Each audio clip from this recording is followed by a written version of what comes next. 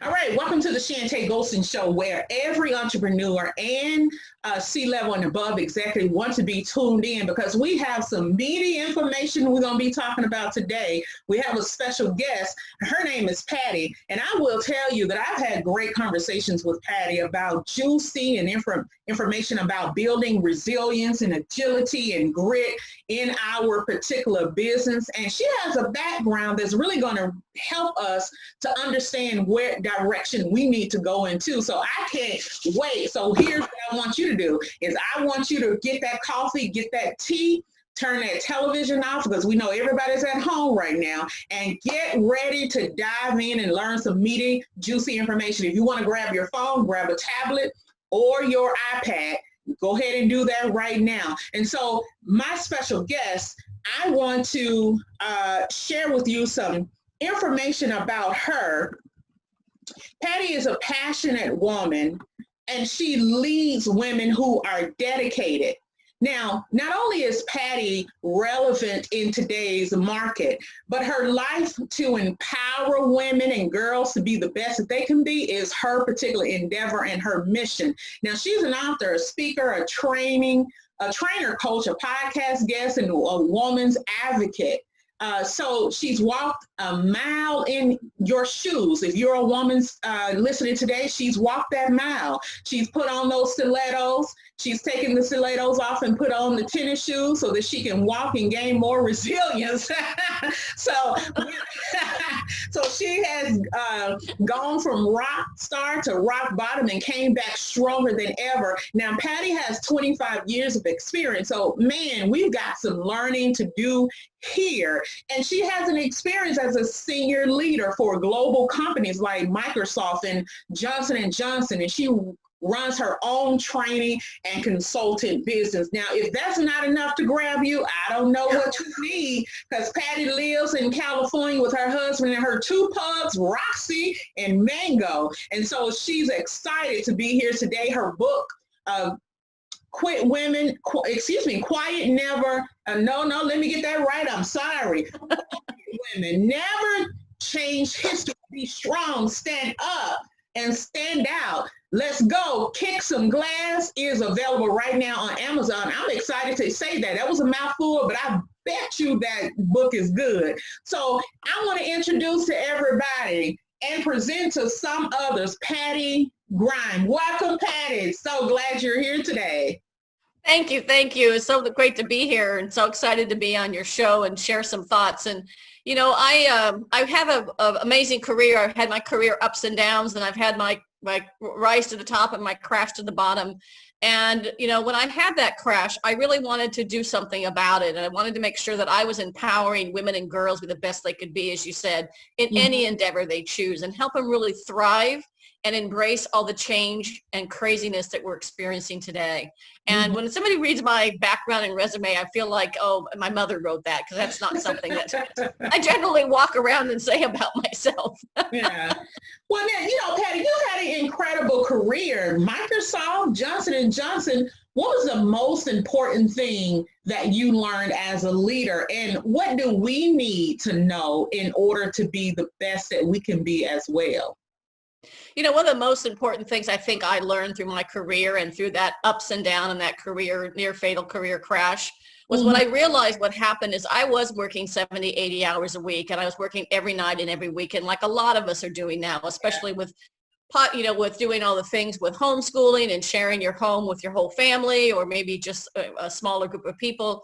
We're all going through those changes and those challenging times. And I think the most important thing that I learned was to be strong and to be yourself. Because be your best self, because everyone else is taken. Don't try and be that round peg that tries to fit in that square hole. You know, during your career, you may take some assignments that are sort of outside your comfort zone because you need that level or depth of experience, but understand that that's something you're doing intentionally. And then go find places where you're going to find your best self. If you play to your strengths, you're going to be more productive. You're going to contribute more to the company. You're going to feel better about yourself. You're going to have less stress, and you're going to be much more successful if you simply learn to play to your strengths and not try and be somebody else. Well, let me ask you this, Patty. I have two questions actually. What do you do when the corporation wants to put you in that peg hole and you don't fit? Number two, for the woman that you were speaking about, a lot of times executives, especially because they feel like they're being watched, they feel like they have to be on top of their game all of the time. How do they become themselves in that marketplace and be okay with themselves? Yeah, and you are in your career, you will be asked in some cases to take some assignments that may or may not fit your particular strength. You know, I would say be very clear and communicate with the people you're working with and you're working for that, yes, you're willing to take this assignment, but you understand that this assignment is a stepping stone, that this is something to round out your career and that you want to get back to that strength zone. I think you really need to be communicative with people and really let them know where you stand and what your strengths are and be able to stand up for yourself.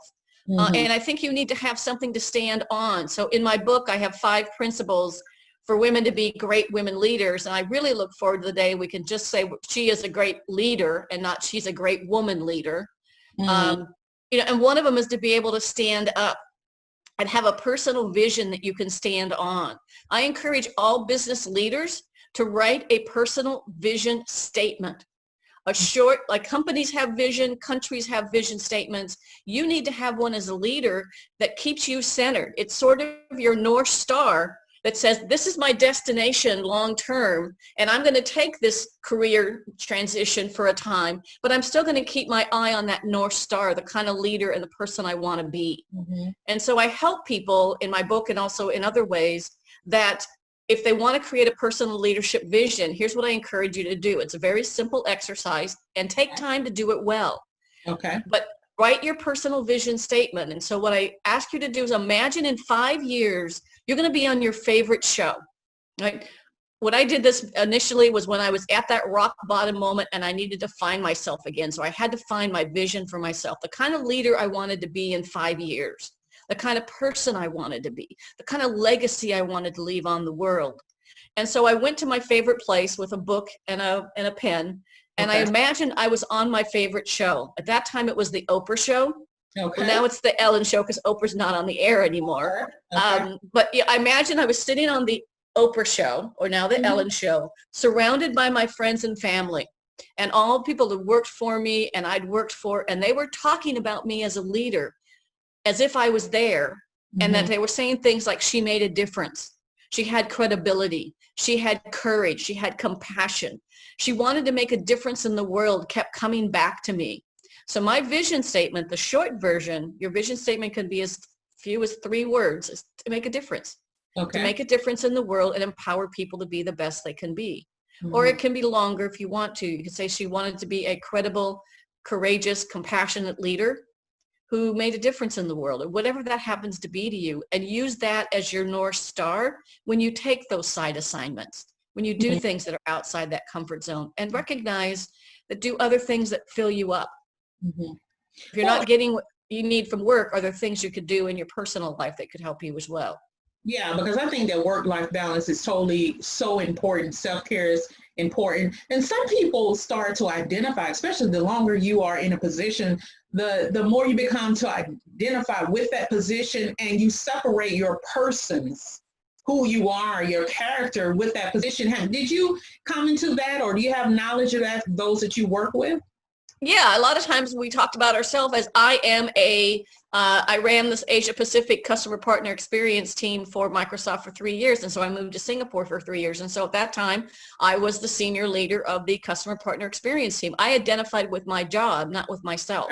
Right. And I needed to separate myself from that to be able to stay true to myself and be authentic and be the real me. I was lucky I had one boss, especially when I first joined Microsoft, because I'm not a techie, right? Don't call me to fix your computer. I'm not my family's help desk. I can do really beautiful PowerPoint presentations and I can rock it in Excel, but I'm not going to fix your computer. And when I first went there, I was trying to fit into that mold of the people who I looked around, and I was trying to be like them. And I had a boss come to me and say, Patty, we hired you to be you. We don't want you to be like them. We don't need more of them. We need more of you.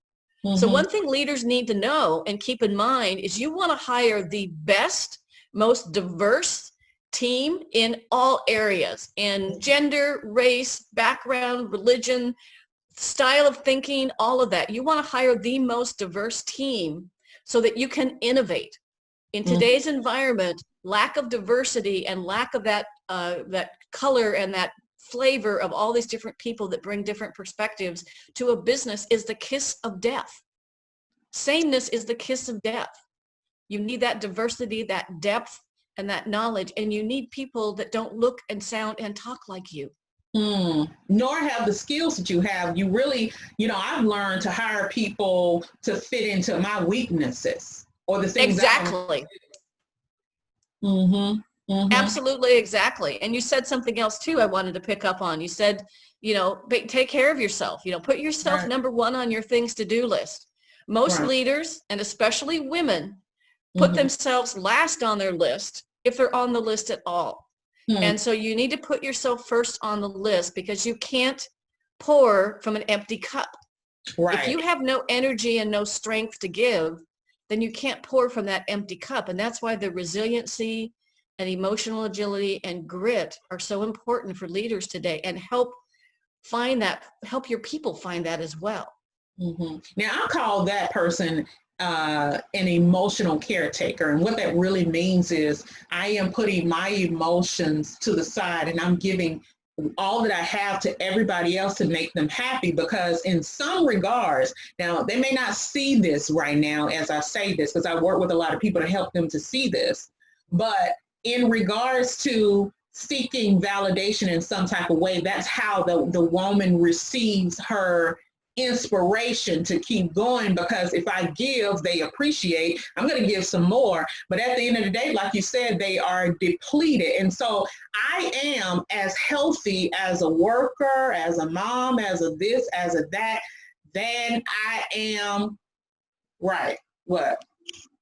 You're able to give more.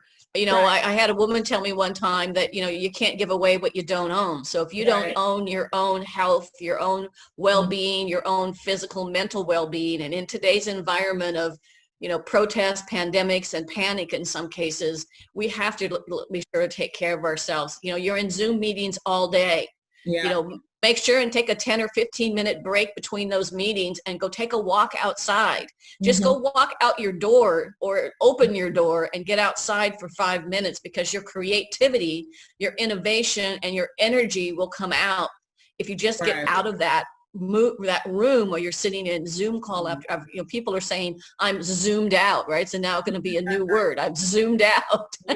Yeah. So you are as good as an individual worker as you are as an individual. So keep in mind, me personally, I'm big on self-care, especially now that I have burnt out. And it took me 3.5 years to get back in line. Patty, I was burnt out crispy on both sides.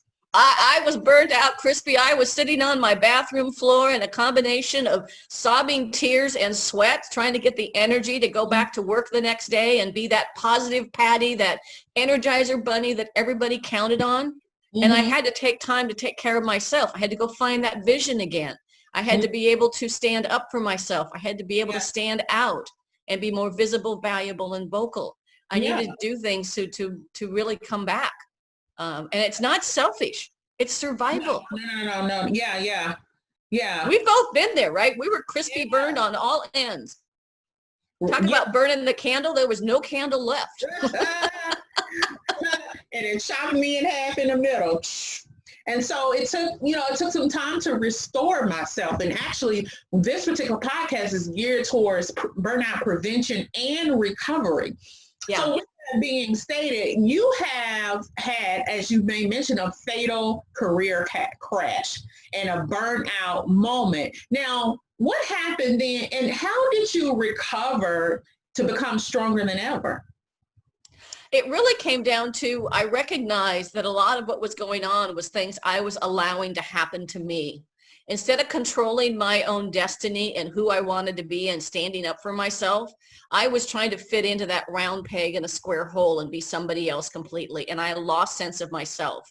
Mm-hmm. So the number one thing that helped me was really taking time to go find and rewrite and create that personal vision statement, to create my North Star, to help keep me going through the really tough times. I mean, when you think about things like resiliency, right, that's your ability to bounce back from those tough times. And so if you think about, how did we all feel when we first heard that they were shutting down the hair? So I just had my hair done last night, so I finally got my hair colored, thank goodness, before this interview.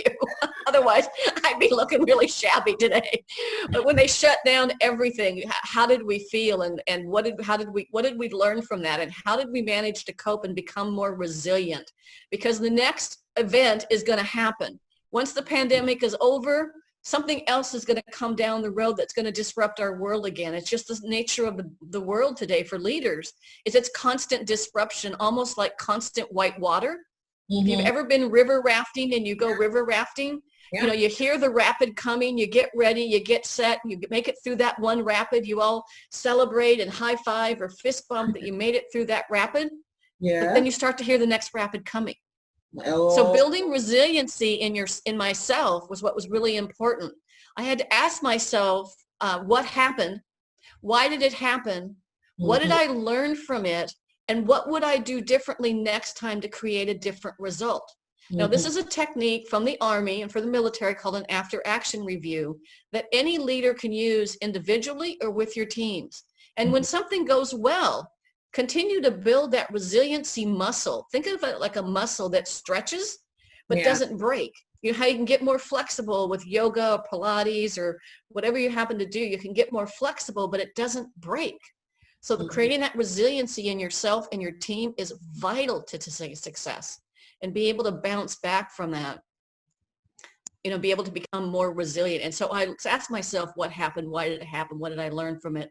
And then I lost sense of myself. So I had to go find that personal vision.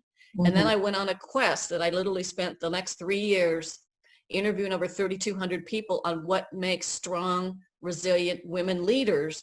And that's what's sort of contained in my book, with exercises and activities and all kinds of stuff to help women, would help me dedicate my life to women going forward. So building that resiliency in yourself, and like a project doesn't go well, a project does go well. What happened? Why did it happen? What did we learn from it? And what would we do again to achieve a similar or better result? Because then you're helping your team build that resiliency muscle. Speaking of leaders and not wanting to let other people know that they need help or that they're drowning, and building up that muscle in an incorrect way of being prideful, I'm wondering how you can contribute to the conversation of emotional wellness in leadership. Yeah, there's a concept by a woman named Dr. Susan David called emotional agility. Her book is something about, embrace, change, and thrive emotional agility. Her YouTube video is amazing. Please watch it. Dr. Susan David, D-A-V-I-E, on emotional agility. And she talks about emotional agility as the ability to look at things with open eyes, with an open heart, and an open mind. And to be able to look at the world, the good, the bad, and the ugly, and be able to learn from all of it, and not trying to push the ugly down too quickly.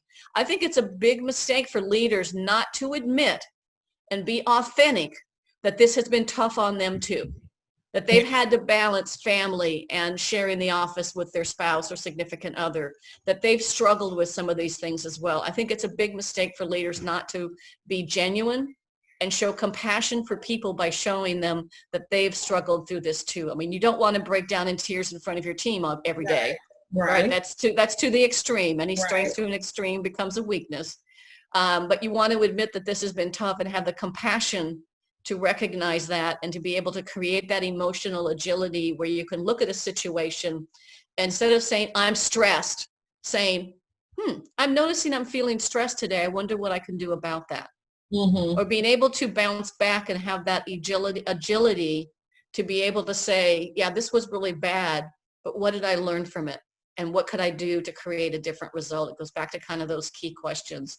I think one of the things that differentiates great managers from great leaders is great managers tend to tell people what to do. Great leaders ask people questions that lead to self-discovery learning that now that person owns. If I tell you, go do X, Y, and Z, you may go do it, whether it's right or wrong. Right. If I ask you, Chantay, how do you think you might accomplish this task? And I ask you some questions, now you own it. It's yours. Right. It's my idea. It's your idea. Right. Right. And that allows us to see that the capability of the teammate as well. And it helps them to put their heart into whatever, because they say, oh, wow, she wants me to be involved. So absolutely, that's another way to indirectly build your team. And build their resiliency and their emotional agility. And also, if the person says something and they forget something that's really important, right. Well, then you can say, oh, you might want to think about doing this too. So you're still coaching and giving advice, but coaches and leaders ask questions. Managers tend to direct and tell. You know, leaders kind of motivate or inspire people. Managers kind of just try and motivate or delegate to people. So it's what's one of those things as leaders that we can do is build that resiliency, that emotional agility, and then the grit to work through the tough times and learn from them. Yeah. So, because again, my mind just goes back because, you know, I work with a lot of C-levels and above, as well as entrepreneurs. And the thing that keeps ringing in my mind is pride. There must be somebody who's watching this podcast that really needs to be told or understand what pride looks like in a leader, what pride looks like in an individual, because there may be someone who is not thinking that they're prideful, but everybody else around them sees it, which causes disconnect. Can you talk to us about that? I think there's an interesting piece of research. And I think pride sometimes comes from us wanting to be perfect. Perfectionism gets in the way of so many leaders and so many women of trying to be perfect. And here's an interesting definition of perfectionism, especially when it comes to pride, right? We want to be perfect. We want to be the good leader, the good boss, the good spouse, the good husband or wife, the good this, the good that. And we want to be perfect in all of those things. And it's one of those things that causes more stress and burnout for people. And so the definition I found of perfectionism, especially when it comes to pride, is it's having extremely high standards of performance combined with overly high expectations of ourselves and being overly concerned about what other people think. And that we want to make sure that we understand that there's actual research that shows that leaders who appear to be perfect are not seen as credible and trustworthy as leaders who use some humor or some empathy or some compassion to admit they're not perfect. You know, take pride in the things you do really well, and then like you said, surround yourself with a team of people who round out your weaknesses, who bring strengths that you don't. You know, in your conversation about the three definitions of pride, you know, what comes to me is all three of those take a lot of emotional bandwidth. That takes a lot. So if you are trying to perfect yourself in those three areas, then guess what? You're zapping your energy, your self-esteem is being affected. Thoughts come to my mind. I teach a lot about negative thinking. Right. And also that can lead to someone having great amount of anxiety. And if you don't get a hold of your anxiety over time, that turns into depression. So that's what I heard say as you know, a medical provider. That's what I hear. And so then I get them on the other side to help them with that. Yeah, you can get yourself into a downward spiral of going from too much pride, trying to be perfect, creating the anxiety. Somebody's going to find out. You know, for women, it's called the imposter syndrome. I know it exists for men as well, that somebody's going to find out I'm not this good. You get into that downward spiral and you can get in depression and medications. And when I hit rock bottom, I was going to doctors and nurses and nurse practitioners, and they were telling me I was depressed. I had adrenal gland failure. I had anxiety. They would give me depression medicine to make me feel better. And if that one didn't work, they'd give me another one on top of that. And then they'd give me sleeping medicine because I couldn't sleep. And finally I said, I can't do this. I've got to find my own path back. I've got to find my own strength and get out of that place and get back to where I was. And I was one of those people that if I saw somebody or somebody said, oh, I've got depression or I have anxiety, I was like, oh, come on, loser. You know, let's just put on your big girl panties or put on your big guy jock and let's just go to work and get this done until it happens to you. Right. And then it's too late. Yeah, right. And then you've got to pull yourself back out again. Like you said, we were both toasted on both ends. On both sides. So I heard you say this, until you experience it, you're either believing that it is an excuse from others, or I'm just going to leave it there. You feel like it's an excuse for others until you, and so after you went through that, how did that condition your leadership after that? Your compassion, how did you embrace the change in your leadership? How did you develop folks from that new understanding? I think it helped me appreciate people a lot more and appreciate that they're going to have as many ups and downs, and to celebrate their ups and help them when they're down by going through that. What happened? Why did it happen? What are we going to do differently next time to create that different result? I think it made me a much more credible and compassionate leader. Okay. And it gave me the courage. Think about the courage it takes for a leader to say something so genuine, or even, you know, at one point, a tear, you know, men or women, a bit of a tear of how hard this has been. And I think it makes you more effective. It helps improve employee engagement because they recognize it's real. There's so much being written by Brene Brown and Susan David and all these amazing people about being authentic and being real and being genuine. People are tired of the perfect corporate CEO that looks like, you know, like everybody else, right? That's the perfect person, the perfect clothes, the perfect hair, the perfect family. And realizing that it's, in many cases, it's a facade. You know, that something came to my mind when you said that. I wonder if the world, or at least those that work in the Google corporation, because the CEOs, they made a different impact, right? Like you said, from traditional suit and tie to something totally different.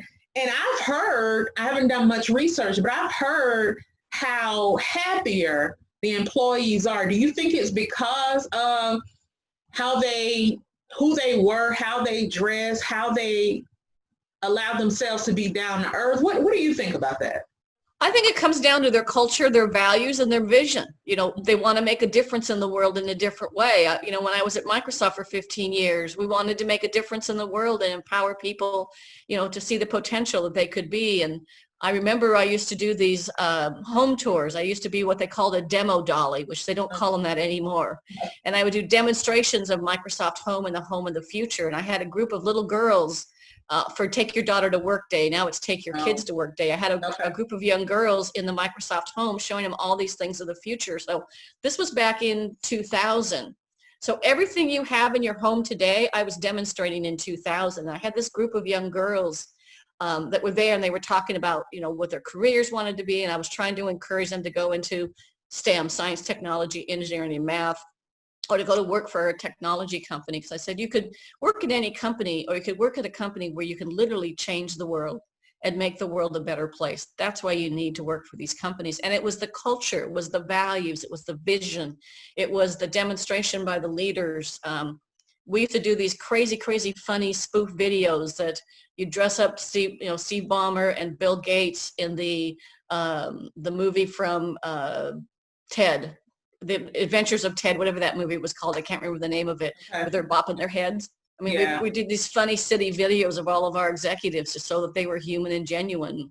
We had Steve Ballmer do a take on Tommy Boy, if you know the movie Tommy Boy. I mean, all these crazy things we did. We had one of our executives, we did a spoof video to learning La Vida Loca, the Ricky Martin song. It was called Learning to Beat Our Quota. But we had these silly, funny music videos that shows it's okay to have fun and be genuine. You know, I tell leaders there's 4 P's you need to be aware of. How you treat your people is how they're going to perform with their customers and each other, which is going to affect their performance. which is going to affect your profitability. Mm-hmm. So if you create an environment where people can thrive, leadership is about bringing out the best in others by leveraging the best in you to achieve, sustain outcomes and business results. Yeah. So it's doing it through others and creating that environment where people can be genuine. Right. It's a lot of hard work to try and be, we've probably done it. I mean, I dressed in the little corporate, when I was in banking, I was one of the first female vice presidents for a big California bank. I dressed in my little navy blue blazer with my little white shirt with my little tie, scarf to look like a tie. We all look like men. Don't do that. Look like you. Mm-hmm, mm-hmm. Yeah, and I bet you it was hard to breathe. Not literally, but be yourself. Like you teach women now, be yourself. Yeah.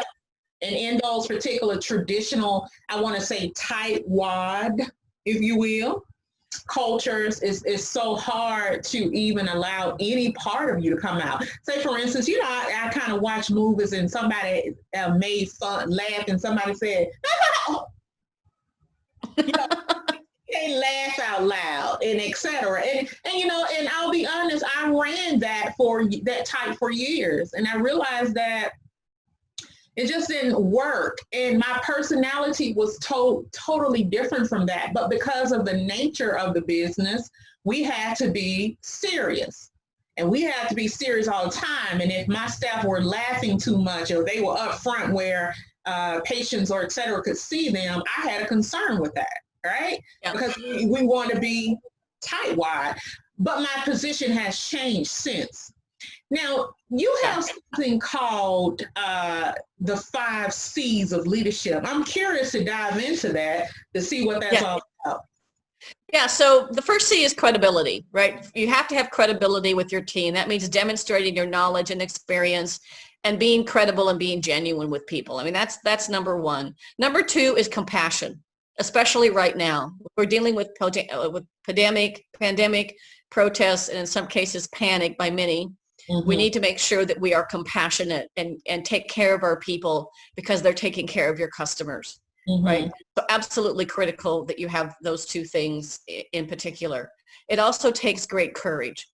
I tell people, manage your business with your head, manage your people with your heart, and sometimes make quick pivot business decisions like we've all had to make with your guts. It just feels right. We just need to go in this direction. So it takes courage to be able to do that. And it takes conviction to stay true to your mission, your vision, and values. Communicate that to your people so they can be convicted as well as being committed to that direction you want to head. And it may be time to reassess your mission, vision, values, and saying, are we going in the right direction? And make some tough business decisions. And the final is communication.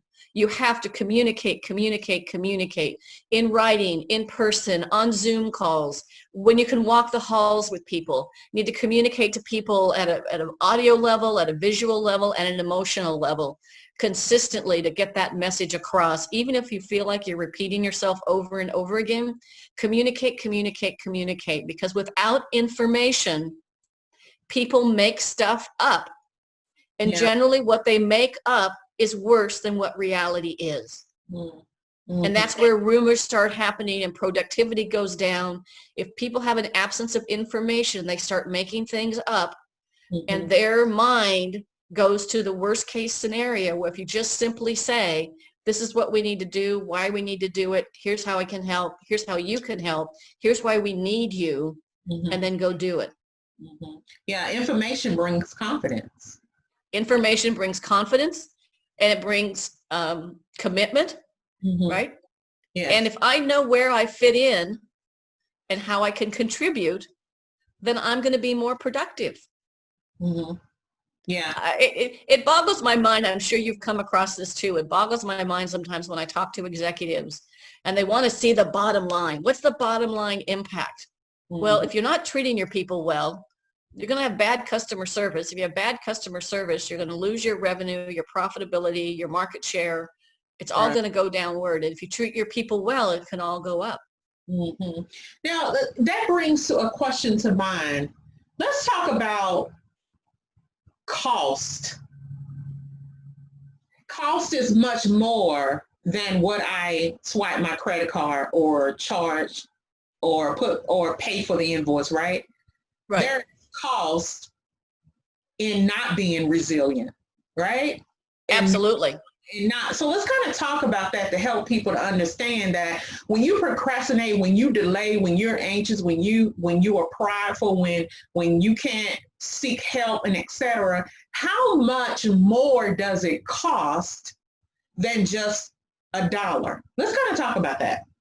Yeah, it's interesting. I think that's an interesting point of view in that, when we look at cost, we look at the financial statement, we look at the profit and loss statement, we look at the financial statement, and we're not considering all those other costs that are there, like lost opportunity costs, the cost of lost opportunity. Yeah. One of the things Microsoft was criticized for years is that we were late to the game for some things, like the first Microsoft phone or the first Surface or tablet or those kinds of things, because they didn't want to be the first innovator. They wanted somebody else to innovate, and then we'd come along and do it better than they were doing it. That was sort of the philosophy. But there's cost of lost business. There's cost of people. If you need to replace an employee, it's not just their salary. Yeah. It's the lost production time, the hiring time, the recruiting time, the time of the managers interviewing all these people. There's so much more. I mean, it's probably, if you're paying, say, an employee, say $25,000 a year, $35,000 a year, just as an example, or whatever number you wanted to use, the cost of replacing that person is 5 times that, if not 10 times that. Yeah. And so we need to think about all those costs, about how do we take advantage of the opportunities right now. I also came up recently with this thing called the 4 R's that we hadn't thought about when we were talking about, but that companies need to reimagine their customer experiences. So what do customers need from you today? In what format? And how could you deliver that to them with excellence? Not always perfection, but at least excellence. So how can we reimagine our customer experiences and look at the costs involved of staying the course or changing course, and not just the hard costs. Look at all the other costs that are involved as well. We need to reshape how we think about leadership.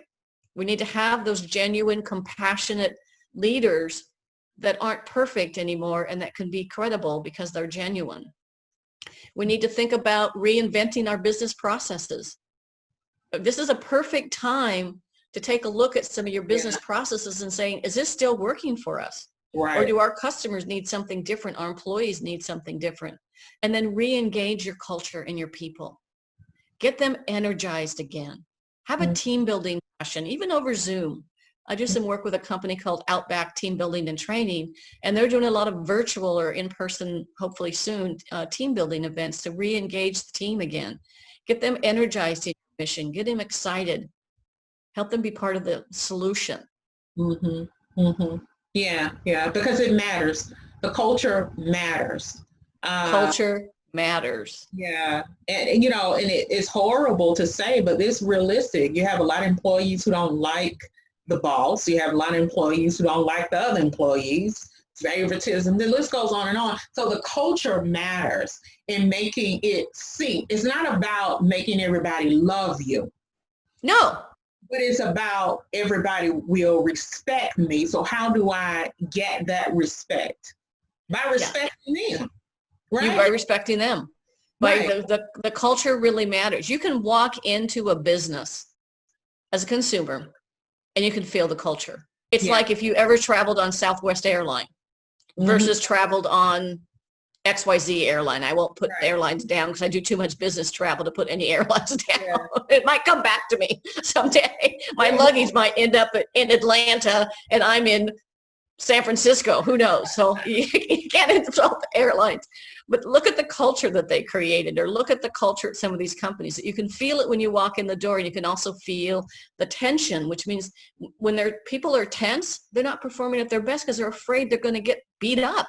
Yeah, bullying is a part of this culture as well, right? So adult bullying. Yeah.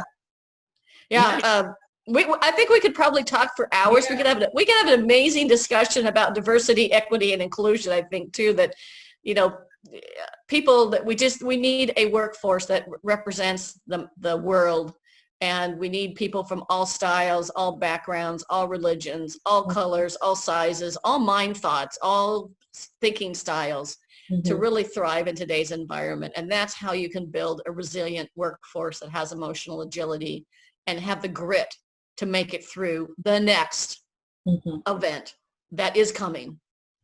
Right. This year has felt like the 7 plagues or whatever. I mean, we've had the pandemic, we've had the protests, we've had the murder hornets, we've had the floods in California. We're burning up, half the forest is gone. It feels like this is the 7 plagues of 2020. Now they're calling it the COVID, or I'm having a 2020 year will become a new saying going forward. Well, I certainly appreciate you being here and giving us your valuable time. Share with us your book again, where we can find it. Also share with us how we can reach you on social media. Yeah, so in the show notes that you'll find all my social media. It's pretty much Patty Grimm. My email, if you want to email me directly, and if you do, I will send you a personal vision roadmap, how to write your own personal vision statement, kind of an exercise or roadmap to walk you through that. So my email is pattygrimm@live.com, and it's PATTIEGRIMM@LIVE.com. And for your listeners, I do have a very special offer. My book normally on Amazon is $18.95. It's on Kindle for $13.95, I think. I can't remember. But if you want to get a copy of my book with my giant red high heel, I have a special, you can either email me directly, or you can go to www.womenkickinglass.com/book. So womenkickinglass.com/book. If you go to that site, you can get the book for just $10. That includes $200 in free bonuses, and it includes, in the U.S. only, free shipping and handling. Outside the U.S., you have to pay for shipping because it costs too much for me to do that, to cover that extra cost. But it was just for $10 at womenkickinglass.com/book, or email me at pattygrimm@live.com. Okay. Well, folks, you heard it here. Go ahead and grab all of her goodies. As you can tell, they are valuable. They are meaty, and we're really talking to an expert today. So go ahead and grab everything you can from her and be a part of her tribe. I'm pretty sure she has a way for you to opt in to her emails to be able to learn some more about her. So I want to give it up for Patty Grimm. I thank her very much for being here today and providing her particular time. As usual, let's go ahead and be productive and profitable. Let's take some time to have some self-care for ourselves as well, so that we can be the best person that we absolutely can be. Make it a great day. Watch out for the show next Tuesday and Thursday of next week. Take care, guys. Take care. Thank you.